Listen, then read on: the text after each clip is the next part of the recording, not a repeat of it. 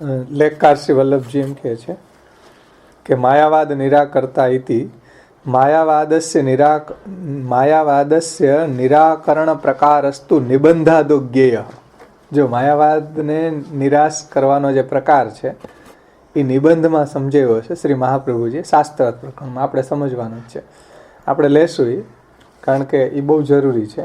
અને એમાં બધે આમાં વિસ્તાર નથી થયો. અહીંયા ટીકાકારોએ કોઈ એને સ્પેસિફિકલી ગોકુલનાથજીએ થોડુંક સમજાવ્યું છે, બાકી બીજા બધા ટીકાકારોએ કઈ રીતે નિરાશ કર્યો અને માયાવાદ શું છે અને શ્રી મહાપ્રભુજીએ શ્રુતિના કયા વાક્યોથી એનું નિરાશ કર્યો એ બધું શ્રી મહાપ્રભુજીએ નિબંધમાં સમજાવ્યું છે.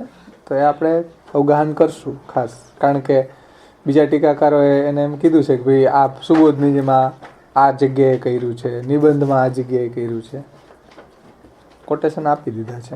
તો માયાવાદસ્ય નિરાકરણ પ્રકારસ્તુ નિબંધાદો જ્ઞેય તતઃ શુદ્ધત્વમ સાકારત્વમ ચ સિદ્ધમ. એટલે માયાવાદનું નિરાકરણ કરી અને બ્રહ્મ છે શુદ્ધ છે, એટલે માયા સબલ નથી અને સાકાર છે. સાકાર બ્રહ્મવાદ એક સ્થાપક. શુદ્ધ છે, આગળ જોયું હતું ને, શુદ્ધમ સાકૃતિ સ્તોમી. શુદ્ધમ એટલે આનંદ માત્ર કરપાદ મુખોદરાદિ પ્રભુનું સ્વરૂપ છે, સાકાર છે એમ. તો શુદ્ધ અને સાકાર છે, તે આનંદ માત્ર કરપાદ મુખોદરાદિ આકારવાળા છે. તો આ રીતે માયાવાદનું નિરાકરણ શ્રી મહાપ્રભુજી નિબંધમાં સમજાવ્યું છે અને આપણે શાસ્ત્રાર્થ પ્રકરણની કારિકાનું અવગાહન કરશું. શાસ્ત્રાર્થ પ્રકરણની અંદર જે પરમત નિરાકરણ છે એ આખું માયાવાદ નિરાકરતા અને સર્વવાદી નિરાશકૃતની જ વાત સમજાવે છે. સર્વવાદી નિરાશકૃત ઇતિ સર્વે વાદાહ સાંખ્યાદયા.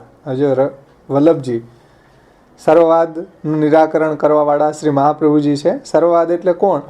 તો કે સાંખ્ય આદિ. સાંખ્ય આદિ એટલે નૈયાયિકો, મીમાંસકો, જૈન, બૌદ્ધ, આર્હત, ચારવાક બધા જ લઈ લેવાના. સર્વે વાદામાં બીજા બધા પણ આપણા દ્વૈતાદ્વૈત, વિશિષ્ટાદ્વૈત એ પણ સમજાવ્યા છે ને, કારણ કે એ લોકોની માન્યતા કંઈક અલગ છે આપણા કરતાં. કેવલાદ્વૈત એ તો માયાવાદીઓ છે, કેવલાદ્વૈત. પણ વિશિષ્ટાદ્વૈત રામાનુજ, માધવ, નિમ્બાર્ક દ્વૈતવાદીઓ. માધવાચાર્યનો લગભગ દ્વૈતવાદ છે. તો એ બધા એનું નિરાકરણ કર્યું છે, એ આપણે ભાષ્યમાં આવશે હમણાં. તો સર્વવાદા એટલે સાંખ્યાદય તદ નિરાશકૃત ઇતિ તેન તત્ સિદ્ધાંતોક્ત સાધન નિરાકરણમપી આક્ષિપ્તમ. એટલે આ જે બધા સાંખ્ય, નૈયાયિક, મીમાંસક એ બધાએ જે રીતે પોતાનો મત બતાવ્યો છે એનું પણ મહાપ્રભુજીએ શ્રુતિ વચનના બલ ઉપર નિરાકરણ કર્યું છે. એટલે એ લોકોનો જે સિદ્ધાંત છે, એને જે સાધન બતાવ્યા છે એને પણ શ્રી મહાપ્રભુજીએ શાસ્ત્રના શ્રુતિ વચનોથી એનો નિરાશ કર્યો છે. ત્યાર પછી વદનાનલદાસજી સમજાવે છે કે માયાવાદ નિરાકર્તા ઇતિ નહીં ભગવતી માયા સંબંધ સંભવતી ઇદંચ જન્માદેશ્ય યતો અન્વયાદિ તરશ્ચ. આ ભાગવતજીનું મંગલાચરણ છે. ભાગવતજીનો પહેલો શ્લોક છે, પહેલો સ્કંધ, પહેલો અધ્યાય, પહેલો શ્લોક અને મંગલાચરણનો શ્લોક છે. એમાં શ્રી વદનાનલદાસજી વલ્લભજી કહે છે કે નહીં ભગવતી માયા સંબંધ સંભવતી, કે ભગવાનને થોડો માયાનો સંબંધ સમજે. માયા તો ભગવાનની દાસી છે, માયા ભગવાનની શક્તિ છે. એ શક્તિ કંઈ શક્તિમાન ઉપર પોતાનો પ્રભાવ પાડી શકે? માયાવાદીઓ એમ કહે છે કે માયા સબલ ઈશ્વર જે છે એ માયા, એનું જે નિરાકાર બ્રહ્મ છે એને માયાના કારણે એવો માયા સબલ બન્યો છે એમ. એટલે નિરાકાર બ્રહ્મનું પ્રતિબિંબ માયામાં પડ્યું એ ઈશ્વર છે એમ, અને અવિદ્યામાં પડ્યું તો એ જીવ છે. એટલે ભગવતી માયા સંબંધ નહીં સંભવતી, નહીં ભગવતી માયા સંબંધ સંભવતી ઇદંચ જન્માદેશ્ય યતો ઇતિ શ્લોક વિવરણે સુબોધિન્યામ દ્રષ્ટવ્યમ. આ જ વાત શ્રી મહાપ્રભુજીએ ભાગવતના પ્રથમ સ્કંદના પ્રથમ અધ્યાયના પ્રથમ શ્લોક જે જન્માદેશથી હતો મંગલાચરણ છે એના સુબોધનીજીમાં શ્રી મહાપ્રભુજીએ સમજાવ્યું છે અને માયાવાદનું નિરાકરણ ત્યાં કર્યું છે. આપણે આ જોશું શાસ્ત્રાર્થ પ્રકરણમાં, એમાં એ વાત આવી જ જશે. આ તમે ઘરે જઈને આના સુબોધનીજી જોજો, એમાં મહાપ્રભુજીએ સમજાવ્યું છે. તત્ર અન્યેપી વાદાઃ સંતિ ઇતિ તન્નિરાકર્તૃત્વમ અથ આહુ. અને માયાવાદનું તો આપશ્રીએ નિરાકરણ કર્યું છે, પણ એ સિવાયના પણ જે બીજા વાદો છે વેદ વિરુદ્ધ, એનું પણ નિરાકરણ શ્રી મહાપ્રભુજીએ કર્યું છે. માયાવાદનું તો કર્યું, પણ અન્ય અપી વાદા, બીજા પણ જે વાદો છે શાસ્ત્ર વેદ શાસ્ત્ર વિરુદ્ધ, એનું પણ તન નિરાકર્તૃત્વમ અથ આહુ, એનું પણ નિરાકરણ કરવાવાળા શ્રી આચાર્યજી મહાપ્રભુ છે, એટલે સર્વવાદી નિરાશકૃત.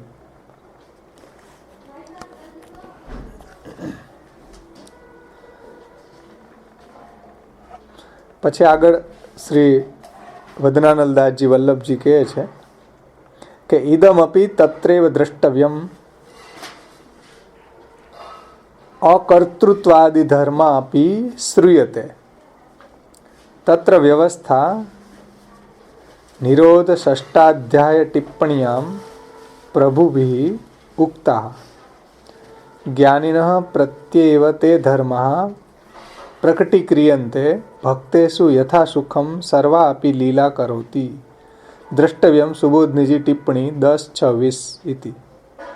હવે અહીંયા જે વાત કરી છે આ વદનાલદાસજીએ કે ભાઈ શ્રુતિની અંદર બ્રહ્મના ઘણા ધર્મોનું વર્ણન છે. શ્રુતિની અંદર બ્રહ્મના ઘણા ધર્મોનું વર્ણન છે, અને જે ધર્મોથી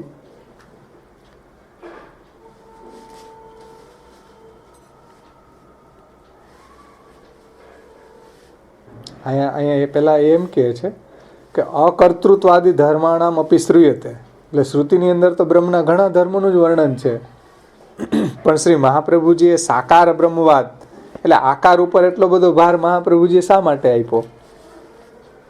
આગળ આવ્યું હતું ને સાકાર બ્રહ્મવાદ એક સ્થાપક. તો સાકાર બ્રહ્મવાદના તહેત બીજા ઘણા બધા ધર્મો છે બ્રહ્મના.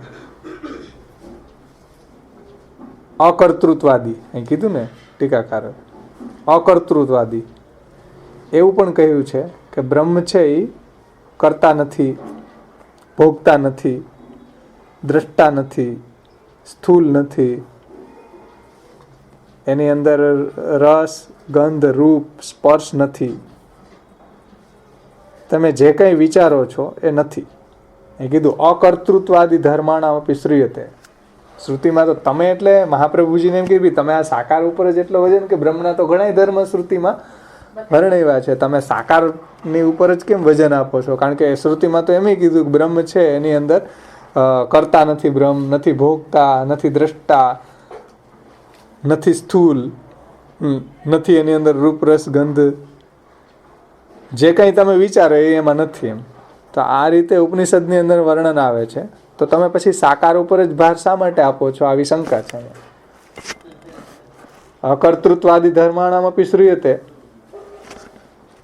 આદિ શબ્દ કીધો ને, અકર્તૃત્વ આદિ, એમ તો તમે સાકાર ઉપર કેમ વજન આપો છો? નિરાકાર શા માટે નથી માનતા? સાંખ્ય નૈયાયિક વગેરે જગતને મિથ્યા, સાંખ્ય નૈયાયિક એ જગતને મિથ્યા નથી માનતા, પણ બ્રહ્મને નિરાકાર તો એ પણ માને જ છે. સમજો, બ્રહ્મને નિરાકાર તો એ માને છે.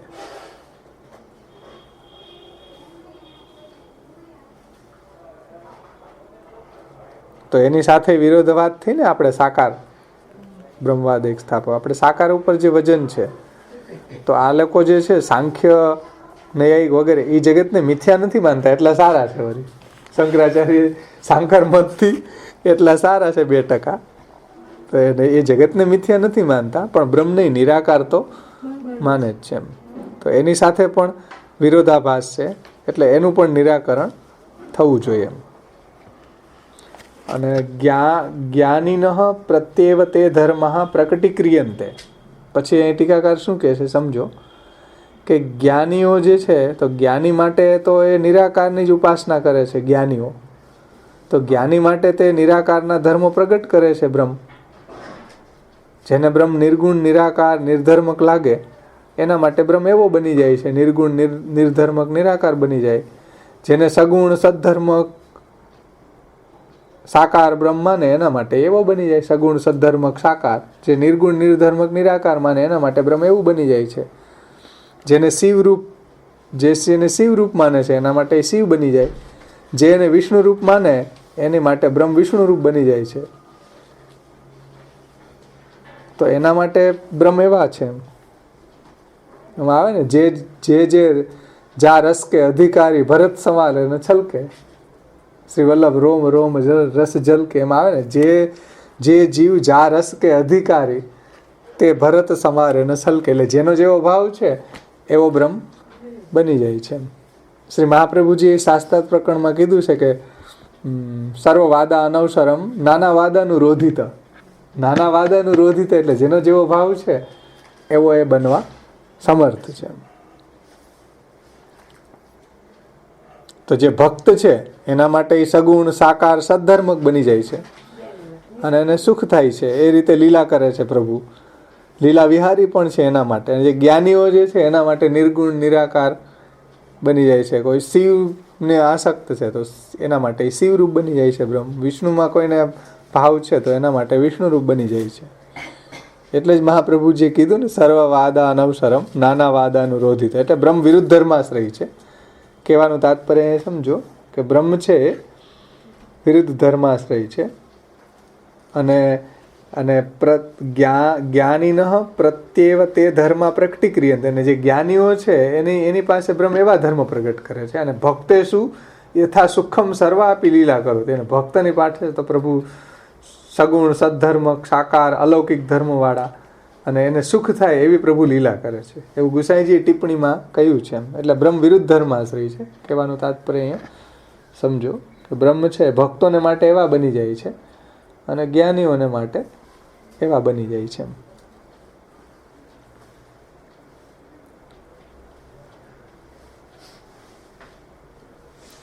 પણ પ્રોબ્લેમ ક્યાં છે કે જે આપણને સારા ધર્મ લાગે એ માનવા અને બીજાને જે સારા લાગે એ ન માનવા, ત્યાં વાંધો છે ને.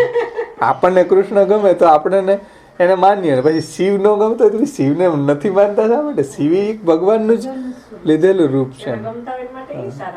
તો વાંધો ત્યાં આવે છે કે ભાઈ સાકાર ગમે છે તો નિરાકારને તમે તિરસ્કૃતિ નહીં કરો.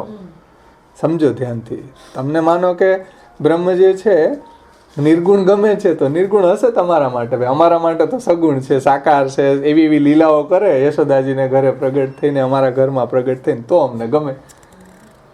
તો બીજાનો તમે બીજા ધર્મોનો તિરસ્કાર નહીં કરો એમ. કારણ કે બ્રહ્મની અંદર ઘણા બધા ધર્મો છે. એટલે આનું સમાધાન કર્યું ને કે ભાઈ અન્ય જ્યાં ટીકાકારે કીધું શ્રુતિની અંદર તો અકર્તૃત્વાદી ધર્માણામપી શ્રૂયતે. અકર્તૃત્વ, કરતા નથી, ભોગતા નથી, દ્રષ્ટા નથી, એવાય ધર્મો છે. હશે ભાઈ એવા તો અમે ક્યાં એનો વાંધો ઉઠાવીએ છીએ. એવાય ધર્મો છે બ્રહ્મા. વિરુદ્ધ ધર્માશ્રય છે તો બધા એવા ધર્મો એની અંદર બિરાજે છે. પણ તમે બીજા ધર્મોને તિરસ્કાર નહીં કરો એમ. હા, તો એની પાસે એવા ધર્મ પ્રગટ કરે છે જેને જેવો પ્રભુ તો એટલા મલ્ટિપલ એના રૂપ છે, એટલા મલ્ટિપલ ધર્મો છે કે જેનો જેવો ભાવ છે. મલ્લાનામ અસનિર નૃણામ સ્ત્રીનામ સ્મરો મૂર્તિનામ ગોપાનામ સ્વજનો સતામ ક્ષિતિભુજામ શાસ્તા સ્વપિત્રો શિશુ મૃત્યુ ભોજપતેર વિરાડ વિદુષામ તત્વમ પરમ યોગીનામ વૃષ્ણિનામ પરદેવતેથી રંગમ ગત સાગ્રજ. રંગમંડપમાં ભગવાન પધારે છે તો બધાને અલગ અલગ જેના જેવો ભાવ છે એવા પ્રભુએ દર્શન આપે છે એમ. તો એ બીજાનો તમે તિરસ્કાર નહીં કરો. ભાઈ આને હવા કેમ આપ્યા, મને હવા આપ્યા તો આને હવા ન આપવા જોઈએ. હા, તો ઓલી જે સ્ત્રીનામ સ્મરો મૂર્તિમાં, સ્ત્રીઓને તો સાક્ષાત કામદેવ લઈ ગયા, પણ ગોપાનામ સ્વજનો સતામ, ગોપો હતા એને તો મિત્ર એના લાગ્યા, એમ સખા લાગ્યા. અને વૃષ્ણિ નામ પરદેવતેથી, માતા પિતા હતા એને કોમળ બાલક લાગ્યા, એમ શિશુ લાગ્યા, સ્વપિત્રો શિશુ. ભાઈ એમાં તમે બ્રહ્મની અંદર બધા ધર્મો છે પણ તમે કોઈનો તિરસ્કાર નહીં કરો. એને માટે બાળક છે તો આની માટે સ્ત્રીઓ માટે કેમ કામદેવ જેવા દેખાણા? દેખાય વિરુદ્ધ ધર્માશ્રય છે, એની અંદર બધું મલ્ટિપલ રૂપ છે, બધા રૂપો છે. હા, કંસને કાલે દેખાણા છે. ઓલાઓને ઋષિ ગયા જે ધ્યાન ધરવા વાળા હતા એને જ્યોતિરૂપ અક્ષર રૂપ દેખાણે. મુનિ મૃત્યુ ભોજ પટેલ વિરાટ અવદિશાન તત્વમ પરમ યોગી નામ, યોગીઓ હતા અને પરમ તત્વ દેખાણા. એટલે અહીં કહે છે કે જો જ્ઞાનીન પ્રત્યેવ તે ધર્મ પ્રકટીક્રિયંતે, એટલે જ્ઞાનીઓ છે એના માટે એવા ધર્મ બ્રહ્મ પ્રગટ કરે છે. અને ભક્તેષુ યથા સુખમ સર્વાપી લીલા કરોતી, અને ભક્તોને તો જેમ સુખ થાય એવા ધર્મો, એવી લીલા ભગવાન એની સામે પ્રગટ કરે છે. એટલે એમાં કોઈનો તમે તિરસ્કાર નહીં કરો. બ્રહ્મની અંદર બધા ધર્મો છે. તિરસ્કાર કરો એ વાંધો છે મહાપ્રભુજીને. હવે દાખલા તરીકે કોઈ એમ માને કે ભાઈ જગત માયાથી બનાવ્યું તો માયા ભગવાનની શક્તિ છે, એમાં કઈ વાંધો નથી. આ જગત પરમાણુથી બનાવ્યું કે 28 તત્વોથી બનાવ્યું તો એમાં કઈ વાંધો નથી. ભગવાન જ તત્વરૂપ બન્યા છે, એમાં કઈ વાંધો નથી. પણ આવું માનતા પછી તમે જયારે એમ માનો કે આવું જ છે ને બીજું છે જ નહીં, નિરાકાર જ છે, નિર્ગુણ જ છે, નિર્ધર્મક જ છે, બીજો બ્રહ્મ છે જ નહીં, આવું માનતા હોય તો શ્રી મહાપ્રભુજીને મિર્ચી લાગી જાય કે ભાઈ તમે વેદની શ્રુતિ વિરુદ્ધ વાત કરી રહ્યા છો. અને નિબંધમાં કીધું છે કે વેદની શ્રુતિથી તમે અણુ માત્ર પણ વિરુદ્ધ કહેશો તો પાષંડીનો જ્ઞેયા, અણુ અપી વિરુદ્ધો પાષંડીનો જ્ઞેયા. અણુ માત્ર પણ વિરોધી બોલતા હોય તો તમે પાખંડી છો વેદની શ્રુતિથી. તો આ રીતે બધા ટીકાકારોએ સુંદર રીતે આપણને માયાવાદ નિરાકરતા સર્વવાદી નિરાશકૃત સમજાવ્યું છે. હવે એ જ વાતનો વિસ્તાર આપણે શાસ્ત્રાર્થ પ્રકરણમાંથી જોશું. કારણ કે કઈ માયાવાદ એટલે શું, પહેલાં તો એનું સ્વરૂપ શું છે, અને શ્રી મહાપ્રભુજી એનું નિરાકરણ કઈ રીતે કર્યું, કેવા શ્રુતિ વચનોથી કર્યું, એ બધી વાત શ્રી મહાપ્રભુજી આપણને શાસ્ત્રાર્થ નિબંધમાં સમજાવી છે. અને સર્વવાદ એટલે શું, કયા વાદો, અને એનો મત શું છે, એના મતને મહાપ્રભુજીએ કયા શ્રુતિના વચનોથી નિરંતર એટલે નિરાશ કર્યો છે, એ બધું આપણને મહાપ્રભુજીએ શાસ્ત્રાર્થ પ્રકરણમાં સમજાવ્યું છે. તો આ બે નામને આપણે શ્રી મહાપ્રભુજીના શબ્દોમાં એને સમજશું. આ બધી ટીકાકારોના સંદર્ભમાં આપણે આ અવગાહન કરીએ. હવે આપણે શ્રી મહાપ્રભુજીએ પરમત નિરાકરણ પ્રકરણ જે આપ્યું છે એમાં આપણે જોઈએ. તમારી પાસે નહીં હોય, થોડોક ટાઈમ છે, એકાદ બે શ્લોક લઈ લે, પછી આવતી વખતે તમે બધું શાસ્ત્રાર્થ પ્રકરણ લેતા આવજો, કારણ કે આ બહુ જરૂરી છે સમજવું. આપણને અણુભાષ્યમાં બહુ ઉપયોગી થશે, અને આપણું જે પ્રમેય રત્નાર્ણવ ચાલે છે એમાં પણ આ ઉપયોગી છે. એમાં 78માં શ્લોકથી આ શરૂ થાય છે. 78 થી 94 17 શ્લોક છે. એમાં શ્રી મહાપ્રભુજીએ માયાવાદ નિરાકરતા અને સર્વવાદી નિરાશકૃત પ્રેક્ટિકલ જોવું હોય તો પ્રેક્ટિકલ આપણે જોઈ શકીએ. 78 થી 94.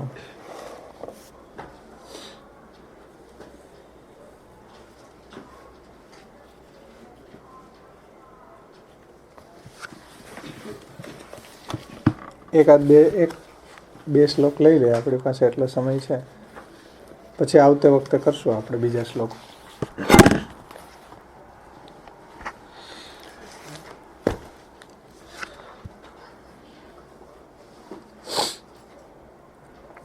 એમાં શ્રી મહાપ્રભુજી કહે છે 78માં શ્લોકમાં, પરમત નિરાકરણ. પરમત એટલે જે બીજાઓનો મત છે એનો શ્રી મહાપ્રભુજી નિરાકરણ કઈ રીતે કર્યું છે એ આપ સમજાવે છે. એમાં 78માં શ્લોકની અંદર કેચિદત્રાતિ વિમલ પ્રજ્ઞા શ્રોતાર્થ બાધનમ કૃત્વા જગત કારણતામ દૂષયંતી પરેહરો. એટલે અતિ વિમલ પ્રજ્ઞા, અતિ વિમલ પ્રજ્ઞા એટલે જેની શુદ્ધ બુદ્ધિ અતિક્રમણ કરી ગઈ છે એવા, એટલે શુદ્ધ બુદ્ધિ વગરના, એમ મંદ બુદ્ધિવાળા અથવા બુદ્ધિ વગરના વિમલ પ્રજ્ઞા શ્રી મહાપ્રભુજીએ વિમલ પ્રજ્ઞા નામ આપ્યું. કોઈને ગાળ કાઢવી હોય તો વિમલ પ્રજ્ઞા, એટલે બુદ્ધિ વગરના. એ સમજે જ નહીં. તમારા ઘરવાળાને કહ્યું કે તમારો વિમલ પ્રજ્ઞા છે, એને ખબર જ ન પડે. ડિક્શનરી લઈને ખબર પડી જાય. વિમલ પ્રજ્ઞા એટલે જેની વિમલ એટલે જેની શુદ્ધ બુદ્ધિ ક્રોસ કરી ગયા છે એવા વિમલ પ્રજ્ઞા. આ માયાવાદીઓ વિશે કીધું છે મહાપ્રભુજી. અતિ વિમલ પ્રજ્ઞા એટલે જેની શુદ્ધ બુદ્ધિ ક્રોસ કરી ગયા છે, ચાલી ગઈ છે એમ એવા કેટલાક શ્રોતાર્થ બાધનમ એટલે શ્રુતિઓનો જે મૂળ અર્થ છે, જે અભિધા વૃત્તિથી નીકળે છે, એનો એ બાધ કરે છે. અને જગત કારણતામ દૂષયંતી પરેહરો, અને પરબ્રહ્મ શ્રી હરિની, પરબ્રહ્મ શ્રી હરિ જ આ જગતના કારણ છે, એ જગતની કારણતાને દૂષિત કરે છે. તમારી પાસે વ્રજભાષા છે તો એમાંથી જ લઉં. તો એમાં જુઓ, વ્રજભાષામાં 126માં પેજ ઉપર ભગવાન તો સર્વાત્મા રૂપ હૈ, તાસો ગુણ રૂપ ભી આપ હી હૈ. એટલે સર્વાત્મ રૂપ હોય તો બધા ગુણો રૂપ પણ આપ જ છે ને. સબકે નિયંતા હૈ એટલે બધાના કંટ્રોલર છે. મૂલ કરતા હૈ, બધાના કરતા છે આ જગત વગેરે, તો મૂલ કરતા છે પ્રભુ. તાસો સગુણ નહીં હે, કારણ કે માયાવાદી એમ માને છે ને કે સગુણ બ્રહ્મે આ જગત પ્રગટ કર્યું, એટલે પ્રાકૃત ગુણ એનામાં નથી. એમ જો સગુણ નથી એનો મતલબ સમજી જવાનું, પ્રાકૃત ગુણ એનામાં નથી. ભગવાન યદિ સગુણ હોવે તો ગુણાધીન હોઈવે સો સ્વતંત્ર કરતાપનો જો શ્રુતિ પુરાણન મેં लिख्यो है तासो विरोध આવે કો. એટલે જો પ્રભુ સગુણ હોય આપણી જેમ, પ્રાકૃતિક ગુણો, પ્રકૃતિના ગુણોને આપણે વશ છીએ અને એને કારણે આપણે ગુણાધીન છીએ. આપણે પ્રકૃતિના ગુણોને વશ છીએ ને, આપણે એ ગુણોને એટલા વશ છીએ કે આપણું એમાં ઓલું ચાલે નહીં. સમજો, આપણે એમ કહ્યું કે આપણે સૂવું જ નથી, પણ તમો ગુણ વધે એટલે નીંદર આવે જ, એટલે સૂઈ જ જવું પડે. કોઈને એવી નથી. સત્વ ગુણ વધે એટલે જાગરણ આવે. તો સમજો કે બ્રહ્મની અંદર આવા પ્રાકૃત ગુણો નથી, અને માયાવાદી એમ માને છે કે બ્રહ્મ છે એ સગુણ છે. આ જે માયા સબલ ઈશ્વર, જેને આ જગત બનાવ્યું છે, જે આ મૂળ કરતા, અહીં કીધું ને સર્વ જગતનો કરતા તો બ્રહ્મ છે. માયાવાદી એમ માને છે કે એ સગુણ બ્રહ્મ છે. માયા સબલ જે ઈશ્વર છે એ ભગવાન યદિ સગુણ હોવે તો ગુણાધીન હોઈવે સો સ્વતંત્ર કરતાપનો જો શ્રુતિ પુરાણન મેં लिख्यो है तासो विरोध આવે. કારણ કે કરતા સ્વતંત્ર સ્યાત, કરતા તો છે એ સ્વતંત્ર છે, અને શ્રુતિ પુરાણનમાં એવું લખ્યું છે. અને તમે એને જો ગુણાધીન માનશો બ્રહ્મને તો પછી વેદનો વિરોધ આવશે ભાઈ. એટલે માયાવાદી એમ માને છે ને, ઉપર કીધું ને જગત કારણતામ દૂષયંતી, એટલે જગતની કારણતા, જે જગતના કારણ બ્રહ્મ છે, ભગવાન જ આ જગતનું કારણ છે, એને એ દૂષિત કરે છે માયાવાદીઓ. હવેની ટીકામાં આપણે જોઈએ, શ્રી મહાપ્રભુજીએ પ્રકાશમાં આજ્ઞા કરી છે કે કિતને અતિ વિમલ બુદ્ધિ વારે. હવે એનો અર્થ આપણે જોઈએ, એટલે ટીકા પ્રકાશ. કિતને અતિ વિમલ બુદ્ધિ વારે અર્થાત નિર્મલ બુદ્ધિ जिनको उल्लंघन कर गई है ऐसे पुरुष. એટલે નિર્મલ બુદ્ધિ જેની ચાલી ગઈ છે, બુદ્ધિ વગરના જે છે એ વિમલ પ્રજ્ઞા, अति विमल प्रज्ञा. तो निर्मल बुद्धि जिनको उल्लंघन कर गई है ऐसे पुरुष पहले ब्रह्म को जगत को कारण मान करी के कारणता को खंडन करे. એટલે પહેલા એ શું કહે છે, મહાપ્રભુજીએ નામ નથી આપ્યું પણ સમજી જવાનું માયાવાદી, કારણ કે પહેલા જ માયાવાદને જ લીધો છે, પછી સર્વવાદ આવશે. અહીં ક્રમ સંગતિ જ છે, જેમાં ક્રમ સંગતિ છે ને, માયાવાદ નિરાકરતા, સર્વવાદી નિરાશ્રુત, એમ પહેલાં અહીંયા શ્રી મહાપ્રભુજી માયાવાદનું જ ખંડન કર્યું છે, અને પછી સર્વવાદીઓનું. તો એ માયાવાદીઓ શું માને છે કે બ્રહ્મ કો જગત કો કારણ માન કરી કે કારણતા કો ખંડન કરે.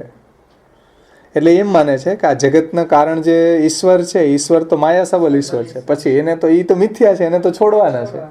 નિર્ગુણ નિર્ધર્મ નિરાકાર બ્રહ્મ સત્ય છે. તો પાછો એમ કહે છે કે કારણતા કો ખંડન કરે, शुद्ध ब्रह्म ही जगत को करता है, ये जो श्रुति को मुख्य अर्थ है ताकू नहीं माने. એટલે શુદ્ધ બ્રહ્મ જ જે સાકાર બ્રહ્મવાદ એક સ્થાપક, તો એ જે શુદ્ધ બ્રહ્મ છે એને જ આ જગતને પ્રગટ કર્યું છે, એને માયાવાદીઓ માનતા નથી. એને એમ માને છે કે આ માયા સબલ ઈશ્વર છે, એટલે શ્રુતિઓના મુખ્ય અર્થનો બાદ આવે છે.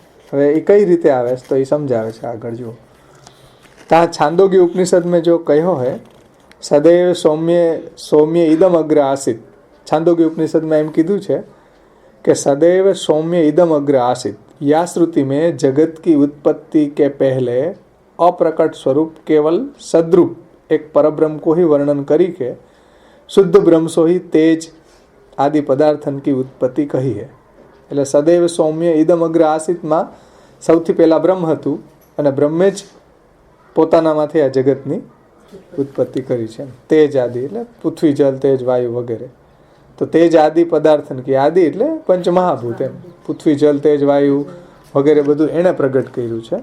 તાસો શુદ્ધ બ્રહ્મ હિ જગત કો બીજ હે. એટલે આ બધું શેમાંથી પ્રગટ થયું છે? શુદ્ધ બ્રહ્મમાંથી, નહીં કે માયા સબલ ઈશ્વરમાંથી. આ એટલું ધ્યાન રાખવાનું, કારણ કે માયાવાદીઓ એમ માને છે કે માયા સબલ ઈશ્વરે આ જગત પ્રગટ કર્યું. આપણો વેદ એમ કહે છે કે જગત છે એ શુદ્ધ બ્રહ્મે, જે સાકાર બ્રહ્મ છે એણે પ્રગટ કર્યું છે. तो शुद्ध ब्रह्म ही जगत को बीज है, ये सिद्ध होवे है वेद थी. हाँ, ऊपर छांदोग्य उपनिषद थी. ए तरह उपनिषद में आज बीजी एक प्रमाण आपे छे.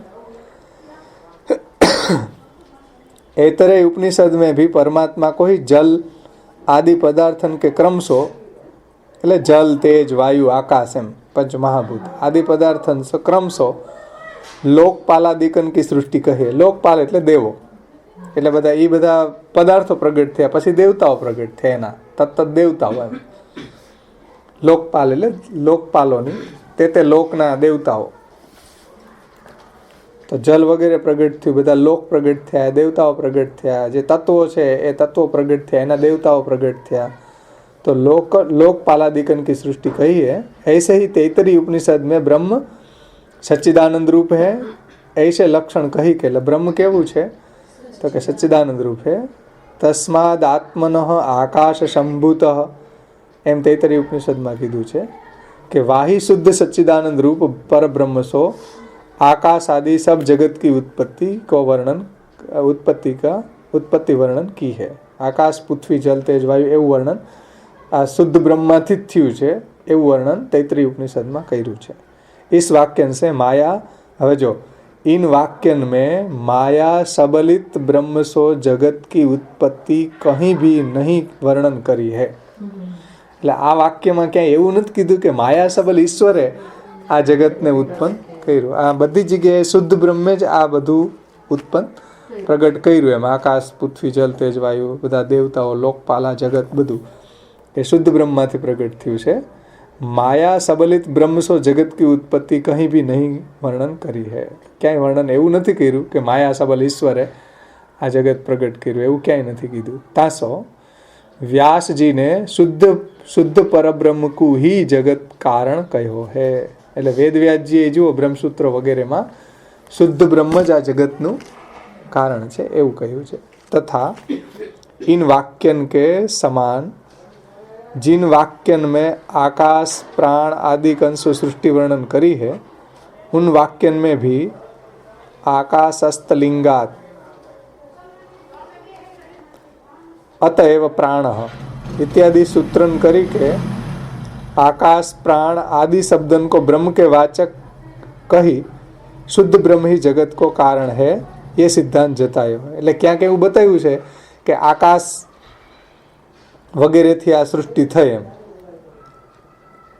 કેટલાક વાક્યોમાં એવું જોવા મળે કે ભાઈ આકાશ પ્રાણ આદિ સંસો સૃષ્ટિ વર્ણન કરીએ, એટલે આકાશ પ્રાણ વગેરેથી આ સૃષ્ટિ પ્રગટ થઈ છે. તો ત્યાં શું સમજવાનું? તો કે ત્યાં એમ જ સમજવાનું કે ભાઈ આકાશ પ્રાણ વગેરે બ્રહ્મ કે વાચક, એટલે એ બ્રહ્મ જ છે. આકાશે બ્રહ્મ બન્યું છે, પ્રાણય બ્રહ્મ બન્યું છે, પૃથ્વી જલ તેજ વાયુ જે કાંઈ બન્યું છે, પણ તન્માત્રા કર્મેન્દ્રિય જ્ઞાન જે કંઈ બી આ સૃષ્ટિ રચવામાં 28 તત્વો છે એ બ્રહ્મ જ બન્યું છે. એટલે ક્યાંય એમ બન્યું કે આકાશ અને પ્રાણ આદિથી સૃષ્ટિ બની, તો એ આકાશ પ્રાણ આદિથી સૃષ્ટિ બન્યું કોણ? તો કે બ્રહ્મ જ બન્યું છે. તો આકાશ ને પ્રાણ વગેરે જે છે શબ્દો એ બ્રહ્મના જ વાચક છે. એટલે બ્રહ્મ જ એ રૂપે બન્યા છે. બ્રહ્મનું જ વાચક છે. એ બ્રહ્મનું એ બ્રહ્મરૂપે જ છે. બ્રહ્મ કે વાચક હે, શુદ્ધ બ્રહ્મ ही જગત કો કારણ है, ये સિદ્ધાંત જતા. એટલે પહેલી વાત એ કે આ જગતનું કારણ શુદ્ધ બ્રહ્મ છે, માયા સબલ ઈશ્વર નથી.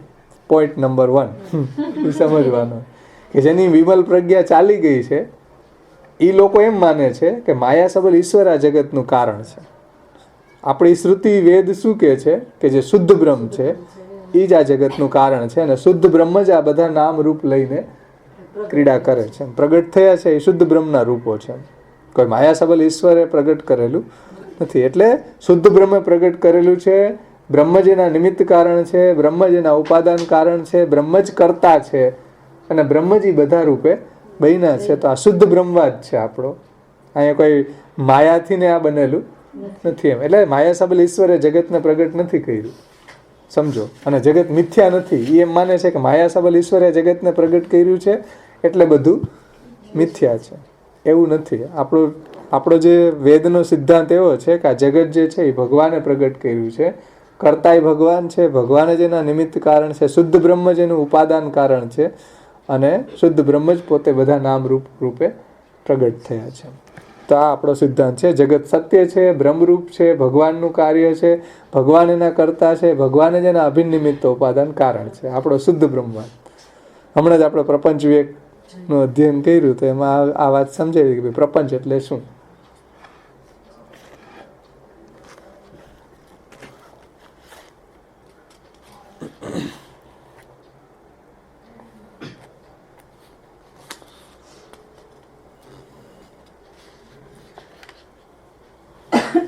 પછીનો શ્લોક બહુ વિસ્તાર છે, આપણે એ નહીં લઈએ, કારણ કે તમારી પાસે હોય ને તો વધારે આનંદ આવશે, કારણ કે આપણે આવતે વખતે લેશું. બહુ મોટો છે એનો અર્થ.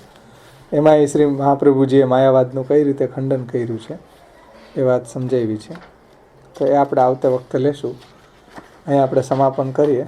આવતે વખતે શાસ્ત્રાર્થ પ્રકરણ તમે ખાસ લેતા આવજો, કારણ કે કઈ રીતે શ્રી મહાપ્રભુજીએ માયાવાદ શું છે અને કઈ શ્રુતિ વાક્યોથી એનું કઈ રીતે ખંડન કર્યું છે એ આપણને સમજાવ્યું છે. આવતા વખતે લેશું. તો આશ્રયનું પદ બોલીએ, અહીં સમાપન કરીએ.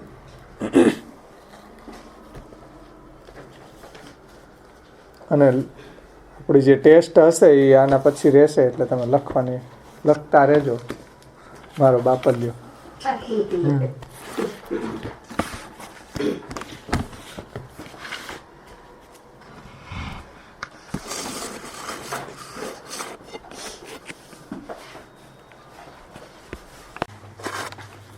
પેલા આપણે કીર્તન જ લઈ લે, પછી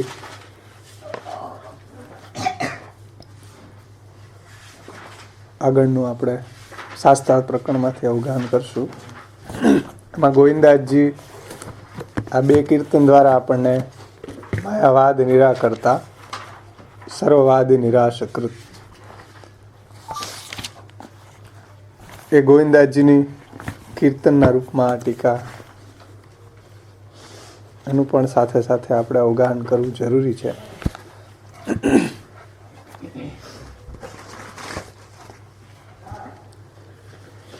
માયાવાદ નિરાકરતા પ્રગટે શ્રી વલ્લભ દ્વિજરાજ.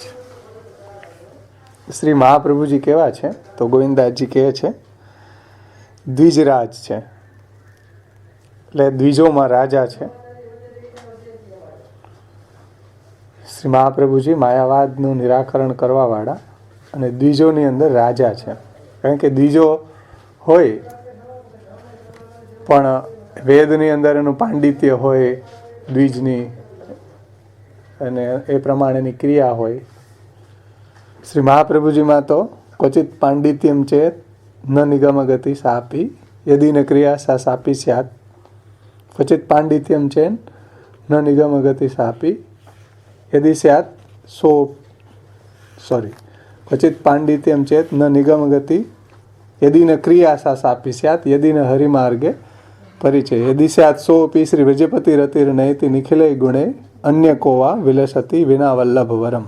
તો વલ્લભવર એવા દ્વિજરાજ છે કે એની અંદર આ બધા ગુણો બિરાજમાન છે. એટલે આપ શ્રી દ્વિજોના રાજા છે અને માયાવાદનું નિરાકરણ કરવા માટે આપ પ્રગટ થયા છે ભૂતલ ઉપર ભગવાનની આજ્ઞાથી. શ્રી હરિ પ્રગટ કિએ મુખ મૂર્તિ પુષ્ટિ પ્રકટ વેકાચ. શ્રી હરિએ એટલે જે ભક્તોના દુઃખને દૂર કરવાવાળા શ્રી હરિ છે, એણે પોતાના મુખારવિંદને જ પાછા પ્રગટ કર્યા છે ભૂતલ ઉપર. શા માટે પ્રગટ કર્યા છે? પુષ્ટિ પ્રગટ વેકાચ, એટલે પુષ્ટિ ભક્તિ માર્ગને પ્રગટ કરવો છે. તો પુષ્ટિ માર્ગ પ્રગટ કરવા માટે શ્રી મહાપ્રભુજીને શ્રી હરિએ પ્રગટ કર્યા છે. અને જે દૈવી જીવો છે ભગવદ્ ભજનથી બહિર્મુખ હતા અથવા તો એને કોઈ રસ્તો ભગવત પ્રાપ્તિનો સૂઝતો ન હતો, એવા જે દૈવી જીવો છે એને ભગવત પ્રાપ્તિ થાય એટલે શ્રી હરિએ જ કૃપા કરીને ભક્તોના દુઃખ દૂર કરવાવાળા શ્રી હરિએ જ શ્રી મહાપ્રભુજીને ભૂતલ ઉપર પુષ્ટિ માર્ગનું પ્રાગટ્ય કરવા માટે, પુષ્ટિ ભક્તિ સંપ્રદાયનું પ્રાગટ્ય કરવા માટે અને દૈવી જીવોને ભગવત પ્રાપ્તિ થાય એટલા માટે પ્રગટ કર્યા છે. અને જે દૈવી જીવો માયાવાદની અંદર એટલા બહિર્મુખ હતા જેને કારણે ભગવત પ્રાપ્તિનો કોઈ રસ્તો સૂઝતો ન હતો, એટલે શ્રી મહાપ્રભુજીએ ભૂતલ ઉપર પ્રગટ થઈ અને પુષ્ટિ ભક્તિ સંપ્રદાયનું પ્રાગટ્ય કર્યું છે અને એના દ્વારા દૈવી જીવોને ભગવત પ્રાપ્તિ થઈ છે. એટલે શ્રી હરિ એમાં દુઃખને હરવાવાળા છે. એટલે ભક્તોના દુઃખને પ્રભુ જોઈ ન શકે એટલે શ્રી મહાપ્રભુજીને ભૂતલ ઉપર પુષ્ટિ ભક્તિ સંપ્રદાયને પ્રગટ કરવા માટે પ્રગટ કર્યા છે. મહિમા શ્રવણ સુનત કુમુદીન સે ફૂલે ભક્ત સમાજ. એટલે શ્રી મહાપ્રભુજીની મહિમા છે, એનું મહાત્મય છે. એ મહાત્મય સાંભળીને જ જે બધા ભક્ત સમાજ હતા એ ફૂલોની જેમ ખીલી ઉઠ્યા. એમ શ્રી મહાપ્રભુજીનું મહાત્મય જે સૌંદર્ય પદની અંદર સમજાવ્યું છે, સૌંદર્યમ નિજરત ગતમ પ્રકટિતમ સ્ત્રીગુઢ ભાવાત્મકમ. પછી ગુસાઈજી મહારાજે જે શ્રી વલ્ભાષ્ટક, સુરત કૃષ્ણ પ્રેમામૃત, સર્વોત્તમ સ્તોત્ર આદિ ગ્રંથોમાં જે આપશ્રીનું મહાત્મય સમજાવ્યું છે, તો એ મહાત્મય સાંભળીને બધો ભક્ત સમાજ હતો એ ફૂલોની જેમ ખીલી ઉઠ્યા છે. જેમ કુમુદિની છે, અહીંયા શ્રી ગોવિંદાસજી કુમુદીનું દ્રષ્ટાંત આપે છે કે ભાઈ કુમુદિની હોય એ રાત્રિના કમળ, એ કુમુદિની ચંદ્રના પ્રકાશથી ખીલે છે. જેમ ચંદ્ર ઉગે તો કુમુદિની બધી ખીલી જાય. એ જ રીતે અહીંયા શ્રી વૃંદાવનેન્દુ એના મુખેન્દુ, શ્રી વૃંદાવનેન્દુના મુખેન્દુ પ્રગટ થયા છે. એટલે ભક્તરૂપી જે કુમુદિની હતી એ ખીલી ગઈ છે. એટલે ભક્તોના હૃદયરૂપી કુમુદિની જે છે રાત્રિના કમળ છે એ ખીલી ગયા. કે કેવી રીતના? તો કે મહિમા શ્રવણ સુનત, એવો શ્રી મહાપ્રભુજીનો મહાત્મય છે, એનો મહિમા સાંભળીને ભક્તોના હૃદયરૂપી જે કુમુદિની છે એ ખીલી ગઈ. અને મહિમા કેવો છે? શીતલતા પ્રદાન કરે એવો ચંદ્ર જેવો છે. એટલે કુમુદિની ખીલે ચંદ્રના પ્રકાશે. એટલે અહીંયા શ્રી ગોવિંદાસજી કહે છે કે શ્રી મહાપ્રભુજીના મહિમારૂપી એવો ચંદ્ર ઉગ્યો કે એને કારણે ભક્તના સમાજની અંદર આ કુમુદિની ખીલી જાય. ભક્તના સમાજરૂપ કુમુદિની ખીલી ગઈ છે. અબ ઉદ્ધાર વિષયની ચિંતા ગઈ સબન કી ભાજ. હવે ભક્તોને પોતાના ઉદ્ધારની જે ચિંતા હતી એ બધી દૂર થઈ ગઈ. એમ એટલે ભગવત પ્રાપ્તિની જે માયાવાદના કારણે પ્રભુ પ્રાપ્તિનો કોઈ માર્ગ સૂઝતો ન હતો, એટલે એને જે મોટી ચિંતા હતી દૈવી જીવોને, એ ચિંતા પણ શ્રી મહાપ્રભુજીના પ્રગટ થવાથી અને માયાવાદનું નિરાકરણ કરવાથી દૈવી જીવોની ચિંતા બધી દૂર થઈ ગઈ. એમ અને એટલે જ ષોડશ ગ્રંથ વગેરેમાં ચિંતા કાપી ન કાર્યા નિવેદિતાત્મભી કદાપિતિ ભગવાન અપી પુષ્ટિસ્થો ન કરીષ્યતિ લૌકિકીંચ ગતિ. અને શ્રી મહાપ્રભુજીને શરણે આવવાથી, ભગવત સેવા શ્રી મહાપ્રભુજી દ્વારા પ્રાપ્ત થવાથી બધા દૈવી જીવો છે એની ચિંતા દૂર થઈ ગઈ. ઉદ્ધાર એટલે ભગવત પ્રાપ્તિઓ. બધા ટીકાકારોએ ઉદ્ધારનો અર્થ દૈવોદ્ધાર પ્રયત્નાત્મા, એમાં ઉદ્ધારનો અર્થ લીધો છે ભગવત પ્રાપ્તિ અથવા ભગવત સેવાની પ્રાપ્તિ, એ જ પુષ્ટિજીવનો ઉદ્ધાર છે. તો એ જે ચિંતા હતી એની દૂર થઈ ગઈ શ્રી મહાપ્રભુજીને શરણે જવાથી. અને શ્રી મહાપ્રભુજી પણ કહે છે કે ચિત્તમ પ્રતિ યદા કરણ્ય તતો નિશ્ચિંતતામ વ્રજેત, કે ભાઈ મારા આ વાક્યો છે એને સાંભળીને ભક્તો પણ નિશ્ચિંત થઈ જશે. એને ઉદ્ધારની બાબતની હવે કોઈ જાતની ચિંતા રહી નથી, કારણ કે શ્રી મહાપ્રભુજી ભૂતલ ઉપર પધારી અને બધા દૈવીજીઓને ભગવદ અભિમુખ કર્યા છે માયાવાદને દૂર કરીને. જય જયકાર ભયો ત્રિભુવન મેં રહે ભુવન સબ ગાજ. અને ત્રણેય ભુવનોની અંદર શ્રી મહાપ્રભુજી ભૂતલ ઉપર પ્રગટા અને માયાવાદનું ખંડન કર્યું ત્યારે ત્રણેય ભુવનોમાં જય જયકાર થવા લાગ્યો.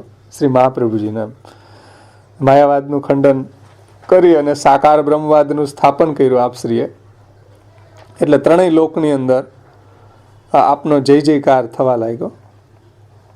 તીનો લોકનો એક અર્થ એવો થાય કે ત્રણ પ્રકારના જે ભક્તો છે, રાજસ્થાન, સાત્વિક, એવા ભક્તોમાં પણ શ્રી મહાપ્રભુજીનો જય જયકાર થવા લાગ્યો. કારણ કે માયાવાદને કારણે જે આસુરી જીવોની બધી બોલબાલા હતી એને કારણે દૈવી જીવો છે એને સાચો માર્ગ સૂઝતો ન હતો. પણ જ્યારે ભૂતલ ઉપર શ્રી મહાપ્રભુજીએ પ્રગટ થઈને માયાવાદનું ખંડન કર્યું એટલે બધા જ દૈવી જીવો મહાપ્રભુજીની જય જયકાર કરવા લાગ્યા. સુમિરન તે આનંદ હોત હે ગોવિંદ જન શિરતાજ. અને શ્રી મહાપ્રભુજીના સ્મરણ માત્રથી જ આનંદ થાય છે. અને બધી આરતી જે છે, સ્મૃતિ માત્રાર્થી નાશન, તો બધી આરતી દૂર થાય છે અને સ્મરણ કરવા માત્રથી જ આનંદનો ઉલ્લાસ આપણા હૃદયમાં પ્રગટ થઈ જાય છે. કારણ કે શ્રી મહાપ્રભુજી પોતે જ આનંદ પરમાનંદ રૂપ છે. તો એનું સ્મરણ કોઈ કરે તો સ્મરણ કરવા માત્રથી જ એને સુમિરન તે આનંદ હોત હે, એમ ગોવિંદાસજી કહે છે કે સ્મરણ કરવાથી જ હૃદય આનંદથી ભરાઈ જાય છે, લબોલબ ભરાઈ જાય છે અને આરતી બધી દૂર થઈ જાય છે. એટલે ગોવિંદાસજી કહે છે કે આ અમારા આચાર્યજી તો અમારા મસ્તકના શિરતાજ રૂપ છે. શ્રી મહાપ્રભુજી કેવા છે? અમારું સર્વસ્વ છે અને શિરતાજ રૂપ છે. અમને જે ભગવત સેવા, ભગવત કથા, ભગવત શરણાગતિ એના દ્વારા જે પ્રભુની પ્રાપ્તિ થઈ છે એ શ્રી મહાપ્રભુજીની જ કૃપાથી થઈ છે. અને શ્રી મહાપ્રભુજીના ચરણ કમલ સદા અમારા મસ્તક ઉપર બિરાજે, તે જ અમારા માટે શિરતાજ રૂપ છે. ગોવિંદાસ ગોવિંદ જન શિરતાજ. શ્રી મહાપ્રભુજીના ચરણ કમળ, શ્રી મહાપ્રભુજીનું સ્વરૂપ કેવું છે? તો કે ભક્તજનોના શિરતાજ, ભક્તજનોના મુકુટ રૂપ છે. અને એને કારણે જ ભક્તોની શ્રેષ્ઠતા છે. ભક્તોની જે શ્રેષ્ઠતા છે એ શ્રી મહાપ્રભુજીને કારણે છે. તો શ્રી મહાપ્રભુજી ભૂતલ ઉપર પ્રગટ થઈને આ રીતે ભક્તોને ભગવત પ્રાપ્તિ, ભગવાનની શરણની પ્રાપ્તિ, ભગવત સેવા કથાની અંદર એને પ્રવૃત્ત કર્યા છે.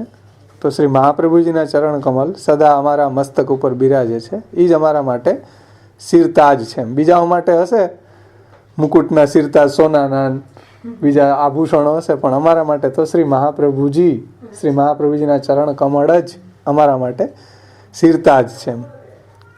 એ જ ભક્તની શોભા છે. શિરતાજનો મતલબ મસ્તકની જેમ શોભા હોય એમ ભક્તોને માટે મહાપ્રભુજી જ એના શોભા, એના શિરતાજ છે. અને ભક્તોને એકમાત્ર શ્રી મહાપ્રભુજીના ચરણ કમળનો આશ્રય છે, ચરણ કમળનો ભરોસો છે. એટલે ગોવિંદાસજી કહે છે કે ગોવિંદ જન શિરતાજ. શ્રી મહાપ્રભુજી અમારા શિરતાજ છે. એના ચરણ કમળ હંમેશાને માટે અમારા મસ્તક ઉપર બિરાજે છે. એના ચરણની રજ સદા માટે અમારા મસ્તક ઉપર બિરાજે છે. એટલે આ રીતે માયાવાદ નિરાકરતા પ્રગટે શ્રી વલ્લભ દ્વિજરાજ. માયાવાદનું નિરાકરણ કરવાવાળા શ્રી મહાપ્રભુજી છે અને આપશ્રી દ્વિજોના રાજ છે એવા ભૂતલ ઉપર પ્રગટ થયા છે. ત્યાર પછી શ્રી મહાપ્રભુજીનું બીજું પદ જે છે એટલે 11મું નામ છે સર્વવાદી નિરાશકૃત. તો સર્વવાદી નિરાશકૃતમાં શ્રી ગોવિંદાસજી આગળ હવે આ સર્વોત્તમ સ્તોત્રના નામની ગેયના રૂપમાં ટીકા સમજાવે છે, કીર્તનના રૂપમાં. સર્વવાદી નિરાશકૃત કો જન પાવત પાર. એટલે સર્વવાદનું નિરાકરણ કરવાવાળા એવા શ્રી મહાપ્રભુજી છે. કારણ કે જેટલા પણ વાદ છે એ બધા વેદ વિરુદ્ધ બધા વાદો જે છે, માયિકમ સગુણમ કાર્યમ સ્વતંત્રમ ચેતી નૈકધા, એટલે માયાવાદ છે, મીમાંસકોનો જે વાદ છે, નૈયાયિકોનો વાદ છે, સાંખ્યવાદ છે, એ બધા એ સિવાયના પણ જે વાદો છે, જૈન બૌદ્ધ ચારવાક, એ બધા વાદોનું દ્વૈતવાદ, નિમ્બાર્ક માધવાચાર્યનો જે વાદ છે, દ્વૈતાદ્વૈતવાદ નિમ્બાર્કાચાર્યનો છે, દ્વૈતવાદ વિશિષ્ટાદ્વૈતવાદ છે રામાનુજાચાર્યજીનો છે. એ સિવાયના જેટલા બી વાદો છે એ બધા વાદોનું નિરાકરણ કરવાવાળા શ્રી મહાપ્રભુજી છે. અને એવા શ્રી મહાપ્રભુજીનો કોઈ પાર પામી નથી શકતું. કો જન પાવત પાર, એટલે શ્રી મહાપ્રભુજીના સ્વરૂપને કોઈ પાર પામી નથી શકતું, કોઈ એને જાણી નથી શકતું. એવા દુર્બોધ છે મહાપ્રભુજીનું સ્વરૂપ. કારણ કે એની વાણી દુર્બોધ હોય તો સ્વરૂપ કેટલું દુર્બોધ હશે. ગુસાઈજી એમ કહે છે કે તદુક્તમ અપી દુર્બોધમ. તો શ્રી મહાપ્રભુજીની વાણી સમજવી દુર્બોધ હોય તો સ્વરૂપ તો એના કરતાં કેટલું વધારે દુર્બોધ હોય ને એમ.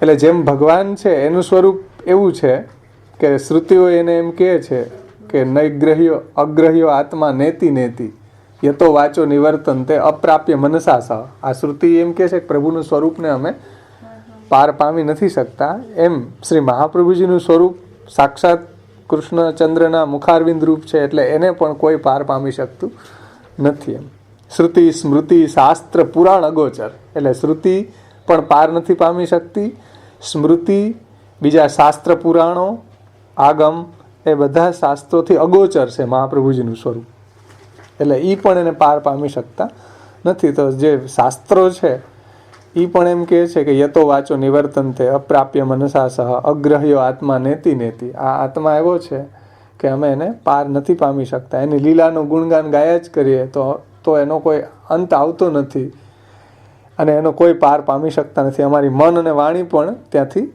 પાછી વળી જાય છે. તો એવું શ્રી મહાપ્રભુજીના સ્વરૂપને કોઈ પાર શ્રુતિ સ્મૃતિ શાસ્ત્ર પુરાણ એનાથી અગોચર છે. અગોચર છે એનાથી એનું જ્ઞાન નથી થઈ શકતું. એમ અગોચર એટલે જ્ઞાન ન થવું, ગોચર એટલે સમજમાં આવવું, જ્ઞાન થવું એમ. પણ શ્રુતિ સ્મૃતિ શાસ્ત્ર પુરાણ આ બધાથી શ્રી મહાપ્રભુજીનું સ્વરૂપ અગોચર છે, એનાથી જાણી શકાય એવું નથી. સાક્ષાત પુરુષોત્તમ રૂપ છે, વસ્તુતઃ કૃષ્ણ એવ છે. અને શ્રી ગુસાઈજી એટલે જ તો કહે છે સર્વોત્તમ સ્તોત્રમાં આગળ નામ આવશે દુરારાધ્યો. શ્રી મહાપ્રભુજીની આરાધના કરવી એ બહુ દુર્ગમ છે. દુરારાધ્ય શ્રી આચાર્યજીની આરાધના દુરારાધ્ય છે, કઠિન છે. દુર્લભાંગ્રી સરોરુહ, શ્રી મહાપ્રભુજીના ચરણ કમળ પ્રાપ્ત થવા એ પણ બહુ દુર્લભ છે. કોક ભગવત કૃપા જેની ઉપર હોય એને જ શ્રી મહાપ્રભુજીનું સ્વરૂપ સમજાય અને એને શ્રી મહાપ્રભુજીના ચરણ કમળ પ્રાપ્ત થાય. બાકી શ્રુતિ સ્મૃતિ શાસ્ત્ર પુરાણ અગોચર પુરુષોત્તમ નિર્ધાર અને નક્કી એ સાક્ષાત પુરુષોત્તમ જ છે, વસ્તુતઃ કૃષ્ણ એવ છે. એમ ગુસાઈજી મહારાજ કહે છે પ્રાકૃત ધર્માનાશ્રય અપ્રાકૃત નિખિલ ધર્મ રૂપમિતિ નિગમ પ્રતિપાદ્યમ ને તત્શુદ્ધમ શાકૃતિ સ્તૌમી. તો એ જેમ ઠાકોરજી એવા છે એવા શ્રી આચાર્યજી છે, શ્રી મહાપ્રભુજી છે. અને ગુસાઈજીએ જે શ્રી વલ્લભાષ્ટકમાં આજ્ઞા કરી છે અજ્ઞાનાદ્યંધકાર પ્રશમન પટુતા ખ્યાપનાય ત્રિલોક્યામ અગ્નિતમ વર્ણિતમ તે કવિભીરપી સદા વસ્તુતઃ કૃષ્ણ એવા. એટલે ગોવિંદાજી અહીં કહે છે પુરુષોત્તમ નિર્ધાર એ સાક્ષાત વસ્તુતઃ કૃષ્ણ છે અને નક્કી એ પુરુષોત્તમ જ છે. વસ્તુતઃ કૃષ્ણ એવું નિગમાદ્યુક્ત માને, નિગમ આદિથી અને નિગમાદિના પ્રમાણોથી અને એવેત નિગમાદ્યુક્ત માને અવેત્ય ત્વામ શ્રી શ્રીવલ્લભે મેં નિખિલ બુદ્ધજના ગોકુલેશમ ભજનતે. નિજજનો તો એને ગોકુલેશ રૂપે જ પુરુષોત્તમ નિર્ધાર પુરુષોત્તમ જ છે એમ માનીને જ એનું ભજન કરે છે.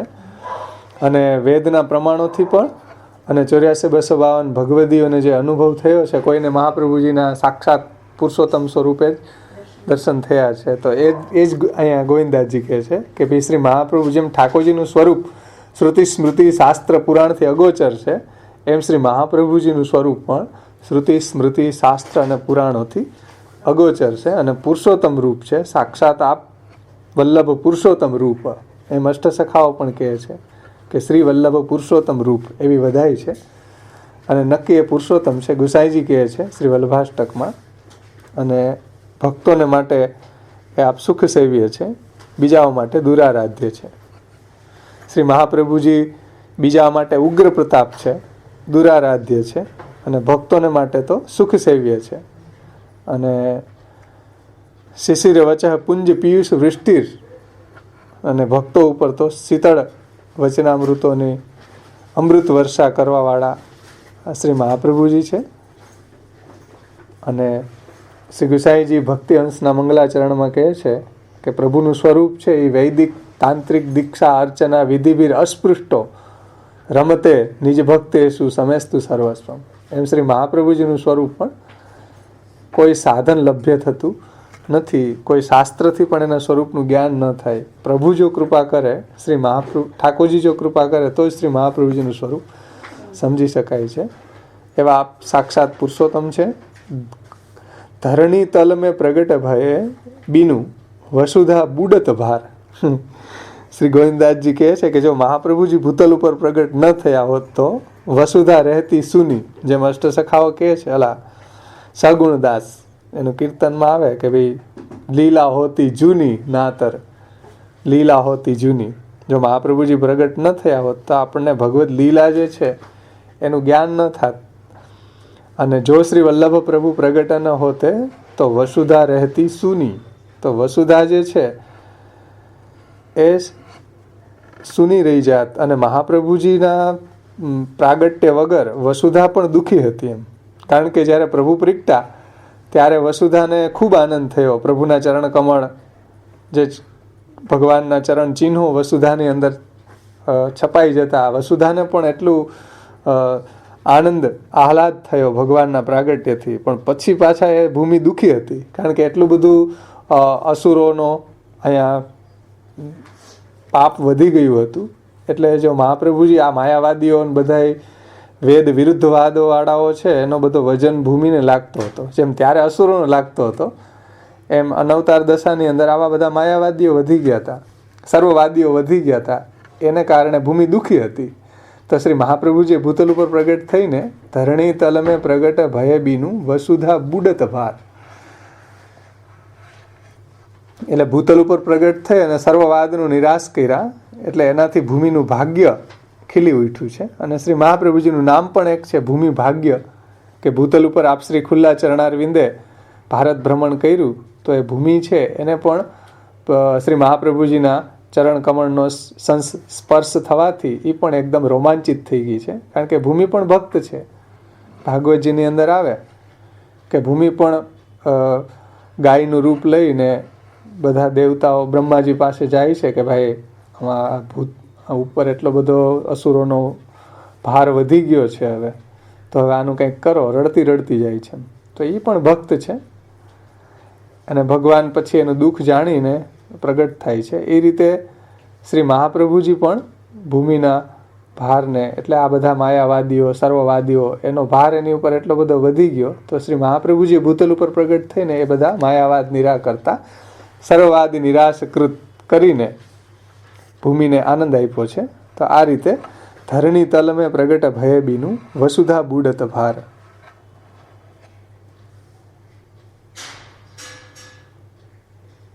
કારણ કે ભૂમિને બીજો કોઈ ભાર નથી લાગતો, પણ ભગવાનથી જે બહિર્મુખ છે એવા બધાનો ભાર વધારે લાગે છે. કારણ કે પોતે ભક્ત છે. અને શ્રી મહાપ્રભુજીના ભૂતલ ઉપર પધારવાથી ભૂમિનું પણ સૌભાગ્ય વધ્યું છે. એ પણ એકદમ આનંદિત થઈ ગઈ છે.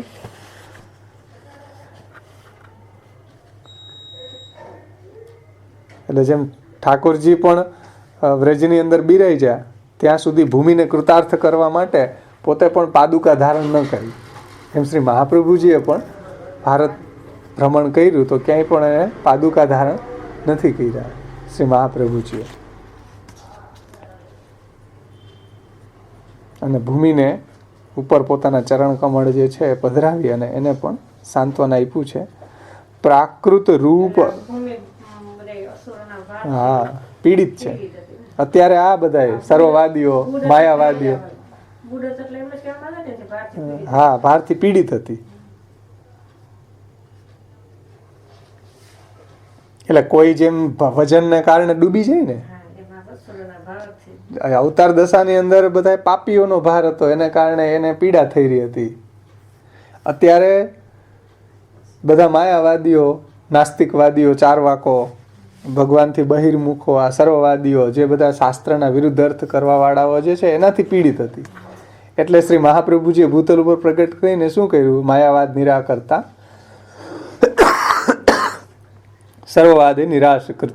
એનાથી ભૂમિ જે છે એને સંતોષ થયો એમ કે ભાઈ મારી ઉપર આ બધા અસુરો, આવા બધા સર્વવાદીઓ જે વેદની વિરુદ્ધ આચરણ કરવા વાળાઓ જે છે, વેદની વિરુદ્ધ વાદને ફેલાવવા વાળા માયાવાદીઓ છે, એનાથી ભૂમિને પીડા થતી હતી એમ.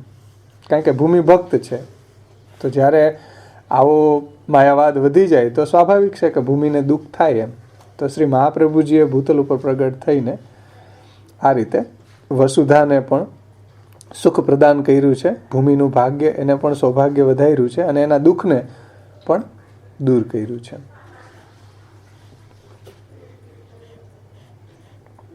પ્રાકૃત રૂપ અસુર મોહન કહો, અપ્રાકૃત પ્રાણ આધાર.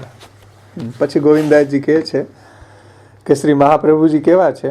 સર્વવાદ નિરાશકૃત છે અને પ્રાકૃત રૂપ અસુર મોહન કહો.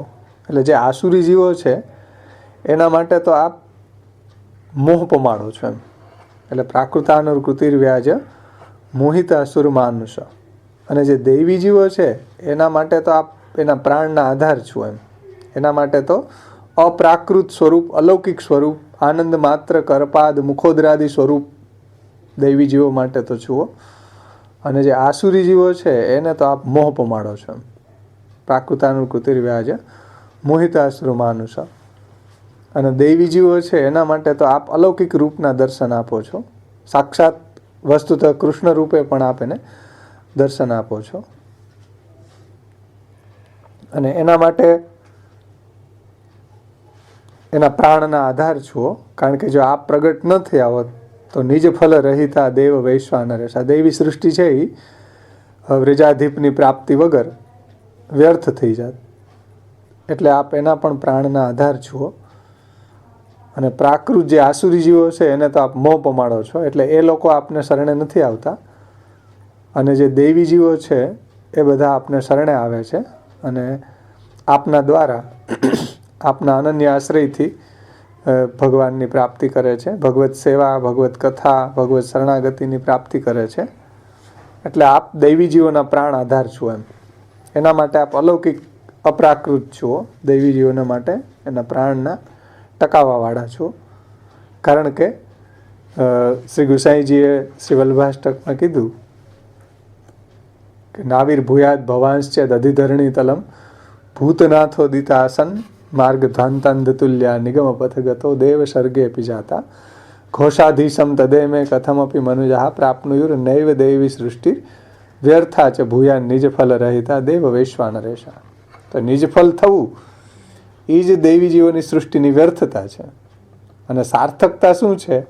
તો કે મહાપ્રભુજી દ્વારા એને ભગવત પ્રાપ્તિ થવી. એટલે શ્રી મહાપ્રભુજી છે એના પ્રાણના આધાર છે. જો એ પ્રાણ ન હોય, એ આધાર ન હોય મહાપ્રભુજીનો, તો દૈવી જીવોના પ્રાણની કોઈ વેલ્યુ નથી એમ. એની વ્યર્થતા જ છે. હા, એનું જીવન વ્યર્થ છે એમ. જો મહાપ્રભુજી પ્રગટ ન થયા હોત તો દૈવી સૃષ્ટિ નિજ ફલ રહિતા, નિજ ફલથી રહિત થઈ જાત એમ. એટલે અહીં કહે છે કે અસુરો જે છે એના માટે આપ મોહ પમાડો છો. અને જે દૈવી જીવો છે એને તો આપના સ્વરૂપના દર્શન અલૌકિક થાય છે અને એના પ્રાણ આધાર છો. અને એને આપના કૃપાથી એને ભગવાનની પ્રાપ્તિ પણ થાય છે. એટલે આપ અપ્રાકૃત પ્રાણ આધાર છો.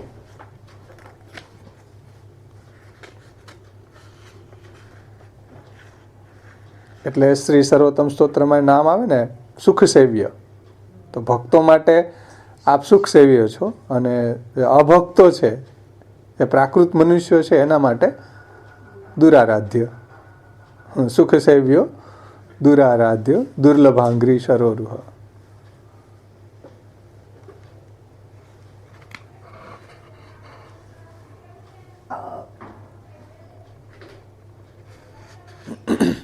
એટલે આ પ્રાણ આધાર છો ભક્તોના. ભક્તોને જ્યારે વિપ્રયોગ થતો તો એને દર્શન પણ થતા. જ્યારે આચાર્યજી આસુર્યામો લીલા કરી ત્યારે એવા ઘણા ભક્તો હતા કે એને આચાર્યજીને નિત્ય દર્શન પણ થતું. એના પ્રાણને ટકાવી રાખવા માટે દામોદરદાસ હરસાની જેવા ભક્તો છે એને નિત્ય આપ દર્શન આપતા, કારણ કે પ્રાણ આધાર છે, નહીંતર એનું જીવ એનો દેહ ટકી શકે નહીં એમ. અને જે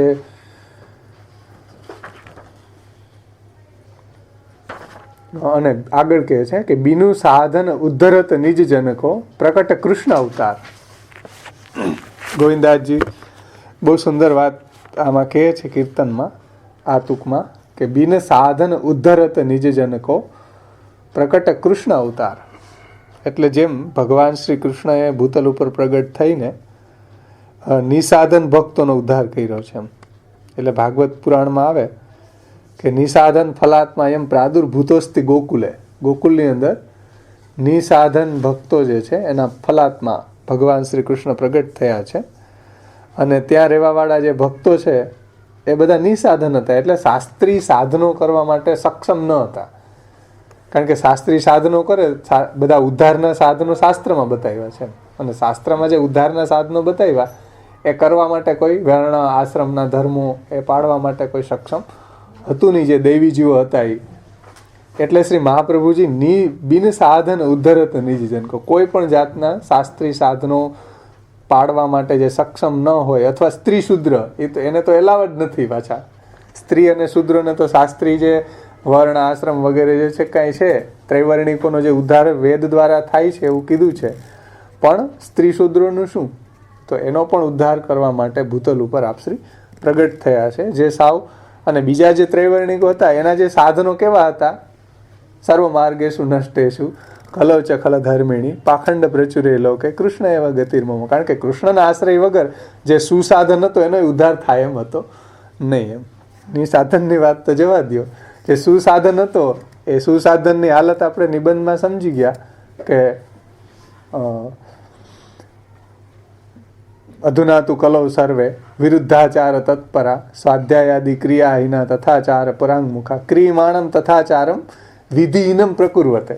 હવે જે કાંઈ કરે છે એ બધું વિધિહીન કરે છે, તો કોઈ સાધન દ્વારા ઉદ્ધાર થવાનો નથી. ત્યાં પણ શ્રી મહાપ્રભુજી એ જ વાત કરી છે કે વિધિહીનમ પ્રકુર્વતે વિક્ષિપ્ત મનસો ભ્રાંતા જીહવો પસ્થ પરાયણા વ્રાત્ય પ્રાયા સ્વતો દુષ્ટા તત્ર ધર્મ કથમ ભવે સડભી સંપદ્યતે ધર્મ તે દુર્લભ તરાકલો અથાપી ધર્મ માર્ગેણ સ્થિત્વા શ્રી ભાગવત માર્ગેણ સ કથનચિત તરિષ્યતિ.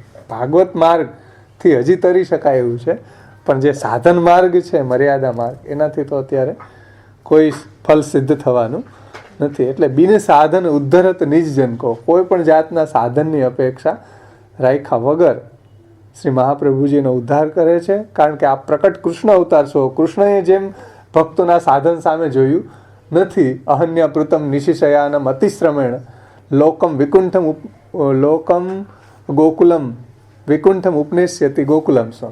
કે ભાઈ આવા બધા દિવસે કામમાં વ્યસ્ત અને રાત્રે ઘસઘસાટ નિંદ્રામાં ઊંઘતા એવા બધા વ્રજવાસીઓને ભગવાન છે એ વૈકુંઠમાં લઈ ગયા કે લઈ જશે એમ. તો એ એવા નિસાધન હતા. કહેવાનું તાત્પર્ય ત્યાં કે ભાઈ આવા નિસાધન ભક્તોનો ભગવાન કૃષ્ણએ પ્રગટ થઈને ઉદ્ધાર કર્યો. એમ શ્રી મહાપ્રભુજીએ પણ સાધન બિન સાધન ઉદ્ધરત નિજજન કહો, જે નિજજનો હતા, જે દૈવી જીવો હતા, એ બધા સાધન રહિત હતા અને સાધન કરતા હતા. તો એમાં કંઈ ઠેકાણું હતું નહીં, નથી કે ઉદ્ધાર થાય એમ હતો નહીં. એ તો વાત નિબંધમાં સમજાવી દીધી આચાર્યજી. તો એવાને માટે શ્રી મહાપ્રભુજી સાક્ષાત કૃષ્ણ અવતાર જ આચાર્ય રૂપેણ પ્રગટા છે. સાક્ષાત કૃષ્ણ જ આચાર્ય રૂપે પ્રગટા છે એમ ગોવિંદાસજી કહે છે. હા, કારણ કે નિસાધનનો ઉદ્ધાર બીજા બધાને તમે જુઓ, દેવી દેવતાને જુઓ, કોઈ પણ ને જુઓ, એ સાધનની અપેક્ષા પહેલા આટલું સાધન કરો તો આ ફળ મળે, નહીં તો ના મળે ભાગવાથી. બધાને સાધનની ડિમાન્ડ છે. કૃષ્ણ એક એવા છે કોઈ સાધનની ડિમાન્ડ નહીં, બધા આવી જાવ. સ્ત્રીઓ શુદ્રો તથા તેપી અંતિ પરામ ગતિ મામહી પાર્થ વ્યપાશ્રિત્ય તેપીસ્યુ પાપયોનય સ્ત્રીઓ વૈશ્યો તથા શુદ્રો તેપી અંતિ પરામ ગતિ. જે બી હોય, સ્ત્રી હોય, શુદ્ર હોય, પાપી હોય, ગમે એવો હોય, એનો ઉદ્ધાર થઈ શકે. કોઈ સાધનની જરૂર નહીં, બસ એક શરણાગતિ. કેવલ એની ભાવે ને ગોપીઓ ગાવો ખગા મૃગા એન્ય મૂળધિયો નાગા સિદ્ધા મામીર યુંજસા.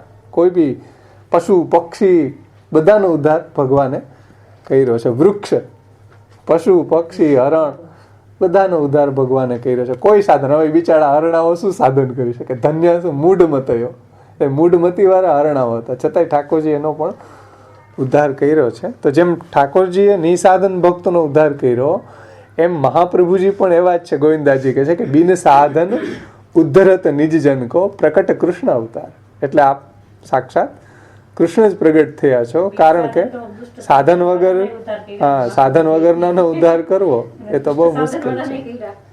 ત્રણેયના, સુસાધન, નિસાધન અને દુષ્ટ સાધન. તો એવા દુષ્ટ સાધન હતા ઘણાય, એને આચાર્યજીએ શરણે લઈને પતિત પાવન બિરદ જાકો ચોખરામાં આવે ને, તો પતિત પાવન બિરુદ છે આપણા મહાપ્રભુજીનું, કે પતિતોને પાવન કરવા વાળા છે. તો એવા ઘણા પ્રસંગો આપણે જોઈએ, 84 ભગવદીઓના પ્રસંગમાં એવા ઘણા છે કે જે બધા પાપાચરણ કરવા વાળા હતા. એને પણ શ્રી મહાપ્રભુજીએ એનું પાપાચરણ છોડાવીને એને ભગવત સેવા અને ભગવત કથા, ભગવત શરણાગતિથી એનો પણ ઉદ્ધાર કર્યો છે. એટલે જેમ શ્રી કૃષ્ણએ ભૂતલ ઉપર પ્રગટી અને નિસાધન ભક્તોનો ઉદ્ધાર કર્યો, એમ શ્રી મહાપ્રભુજીએ પણ ભૂતલ ઉપર પ્રગટીને એવા બધા નિસાધન જે દૈવી જીવો હતા એનો ઉદ્ધાર કર્યો છે. તો આ રીતે ગોવિંદાસજી કહે છે કે પ્રકટ કૃષ્ણ અવતાર એ સાક્ષાત કૃષ્ણનો જ અવતાર છે. કૃષ્ણ જ આચાર્યજી રૂપે પ્રગટ થયા છે.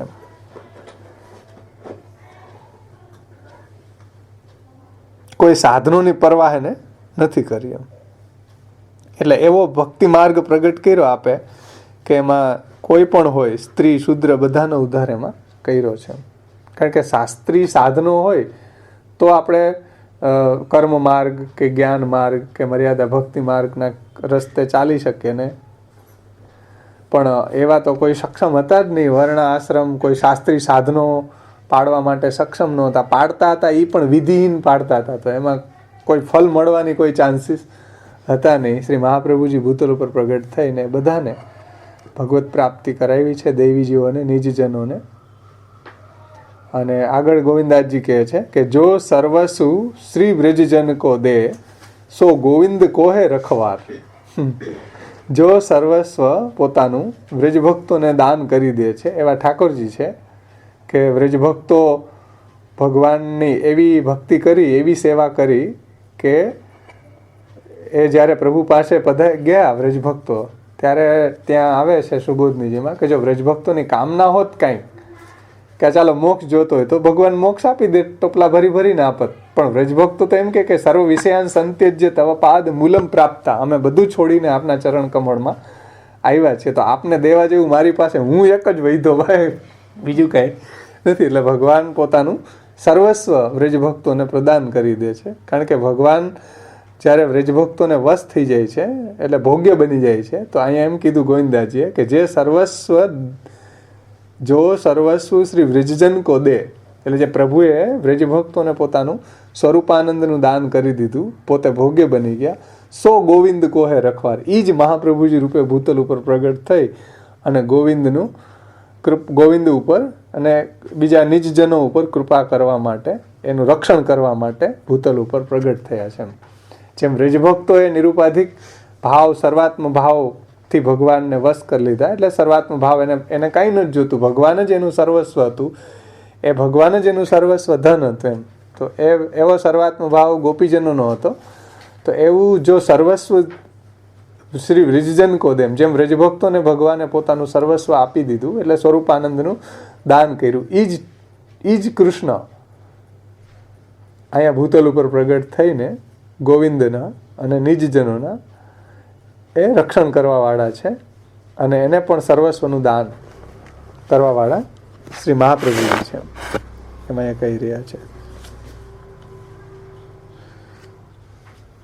કે શ્રી કૃષ્ણ જ શ્રી આચાર્યજી રૂપે પ્રગટ થયા છે. અને એ જ ગોવિંદાસજીના અને નિજજનોના રખવાર, એટલે રક્ષણ કરવાવાળા, બધી બાજુથી, આ માયાવાદીઓથી ને સર્વવાદીઓથી ને બધા પ્રતિબંધોથી, એ બધાથી રક્ષણ કરવાવાળા શ્રી મહાપ્રભુજી છે.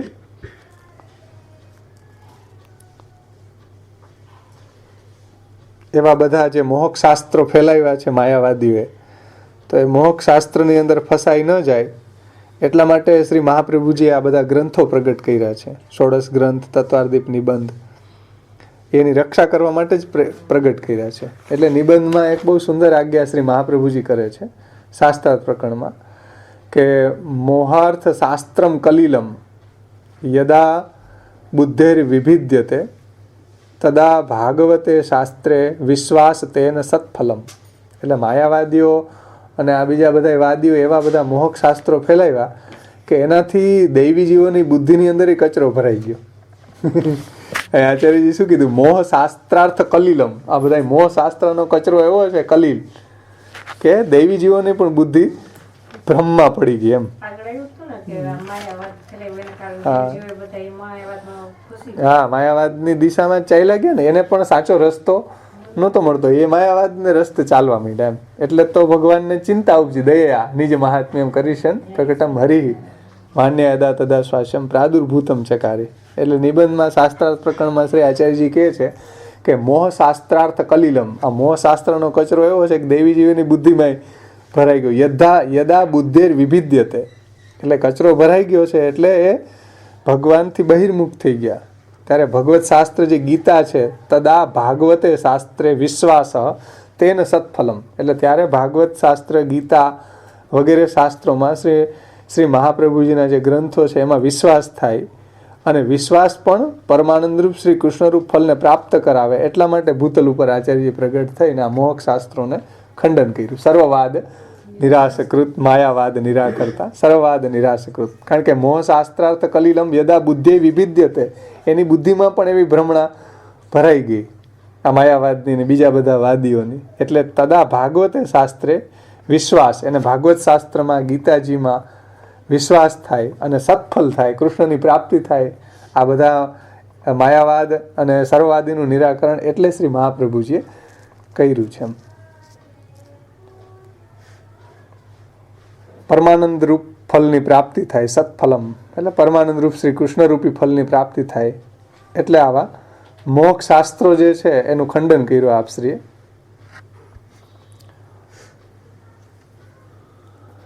પણ અત્યારે આપણને એ બધા મોક્ષ શાસ્ત્રોનો એટલો બધો ડર નથી. કોઈ માયાવાદી આવીને એમ નહીં કે આપણને ગાલો અમારી શાસ્ત્ર આપણે ઘર ભેગો થા નથી કરવો. આપણી અંદર એવી અત્યારે આપણી અંદર કોઈ એવી રિસ્પોન્સિબિલિટી નથી. એમ આચાર્યજી એમ ન કહી શકતા. એટલે અત્યાર સુધીમાં 25 વર્ષમાં કોઈ માયાવાદી આપણને મળ્યો નથી કે હાલો અમારો માયાવાદ તો અમારો મત આવે, તમારો મત સાવ શાસ્ત્ર વિરુદ્ધ છે, હાલો સમજાવો. મહાપ્રભુજીની રિસ્પોન્સિબિલિટી હતી કે ભાઈ કોઈ એમ કે ચેલેન્જ કરે તો મહાપ્રભુજીની અરે કલાકો સુધી શાસ્ત્રાર્થ કરવું પડે. સેવામાં અવેર થાય, પ્રસાદ લેવામાં અવેર થાય, ઘણી વખત સેવામાં અવેર થાય, તો એ બધું સહન કરીને મહાપ્રભુજીએ શાસ્ત્રાર્થ કર્યા છે. કાશી વિશ્વેશ્વર મહાદેવના મંદિરે પત્રાવલંબન ચોંટાડ્યો એટલે જ ચોંટાડ્યો ને કે સેવામાં વિલંબ થાય. મહાપ્રભુજીને બીજી આપણા ગ્રંથો લખવામાં વિલંબ થાય. એટલે આ બધાને પરાસ્ત એ રીતે આચાર્યજી કર્યા. એની એક જવાબદારી હતી આચાર્ય રૂપ. એમ કે ચૈતન્ય મહાપ્રભુજીને છે હરે રામ રામ રામ હરે હરે. કોઈ આવે શાસ્ત્રાર્થ કરવા માટે હરે કૃષ્ણ કૃષ્ણ કૃષ્ણ હરે, એમ થોડી હાલે. આચાર્ય થઈને બેઠા હોય તો કોઈ શાસ્ત્રાર્થ કરવા માટે આવે. તમે આમાં ઓલું સર્વોત્તમ સચિત્રમાં તમે જુઓ આ નામને, માયાવાદ નિરાકરતા એવા પંડાઓ સામે બેઠા છે. મહાપ્રભુજી એની સાથે શાસ્ત્રાર્થ કરે. કોઈ માયાવાદી છે, કોઈ નૈયાયિક છે, કોઈ મીમાંસક છે, કોઈ બૌદ્ધ છે. સોરી, બૌદ્ધ ને જૈન આરે તો કરતા જ ને. હા, કારણ કે એ કલ્ચર હતી આખી એવી. તમે જુઓ મહાપ્રભુજીના વખતમાં એ જ કલ્ચર હતી. શાસ્ત્રે રાણા વ્યાસ શાસ્ત્ર હારી ગયા તો આત્મહત્યા કરવા ગયા. તો ત્યાંની કલ્ચર કેવી હશે? ત્યારે એ જ આખી કલ્ચર હતી કે બધા શાસ્ત્રમાં જાણે. રામદાસને પૂછ્યું કે ભાઈ મને શાસ્ત્રનું જ્ઞાન નથી, એ કરાવો. તો ભાઈ શાસ્ત્ર જાણીને શું કરીશ? કારણ કે બધા એ જ માગતા હતા કે શાસ્ત્ર જાણીએ તો લોકમાં આપણી કીર્તિ થાય, પૈસા મળે, બીજું કઈ નતું. ત્યારની કલ્ચર એવી હતી. તમે જો 84 વૈષ્ણવમાં કેટલા એવા પ્રસંગ છે કે એ લોકો પંડિત થઈને હું આમ હરાવી દઈશ ને આમ કરીશ ને. રાણા વ્યાસે એ જ એમ્બિશનથી આવ્યા હતા. એ તો પાછા આત્મહત્યા કરવા જતા, હારી ગયા હતી. રામદાસનો પ્રસંગ આવે કે હું શાસ્ત્ર ભણીશ તો મારી સમાજમાં વાવા થશે, ધન મળશે ને વગેરે ઘણી બધી એની અભિલાષાઓ. તો ત્યારની કલ્ચર એવી હતી શાસ્ત્રની. એમ હવે અત્યારે કોઈને શાસ્ત્ર એ લેવા દેવા નથી. કોઈ પણ ધર્મ સંપ્રદાયને તમે પૂછો કે તમારું શું રૂલ્સ, તમારું દર્શન શું છે, તમારા રૂલ્સ શું છે, તમારા આચાર્યના મૂળ આચાર્યના રૂલ્સ શું છે, સિદ્ધાંતો શું છે, કાંઈ લેવા દેવા જ નથી. જાણતા હોય તો આવે ને, જાણતા જ નથી તો ક્યાંથી આવે. અને અત્યારે આપણી એવી કોઈ જવાબદારી નથી. કોઈ આપણને કે કાલે શાસ્ત્રાર્થ કરવા આવો, આપણે કાંઈ શાસ્ત્રાર્થ કરી શકવાના છીએ નહીં એની. આપણે એને ઘર ભેગો કરી દે. શા માટે? આપણી કોઈ જવાબદારી નથી. એટલે મહાપ્રભુજીને એવું ન ચાલે. મહાપ્રભુજી આચાર્ય થઈને ભૂતલ ઉપર પધાર્યા તો આચાર્યને બધા એ લોકોને સર્વવાદીઓનું નિરાશ કરવું, એના પ્રશ્નોનું સમાધાન કરવું.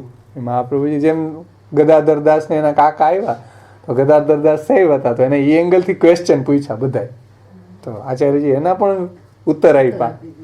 પાછી આચાર્ય તરીકે પ્રગટ્યા હોય તો બધું શાસ્ત્રનું જ્ઞાન હોવું જરૂરી છે ને. એટલે કહેવાનું મારું એટલું જ તાત્પર્ય છે કે અત્યારના માયાવાદીઓથી ડર નથી, પણ આપણા સંપ્રદાયમાં જે માયાવાદીઓ પેદા થઈ ગયા ને એનો ડર લાગે.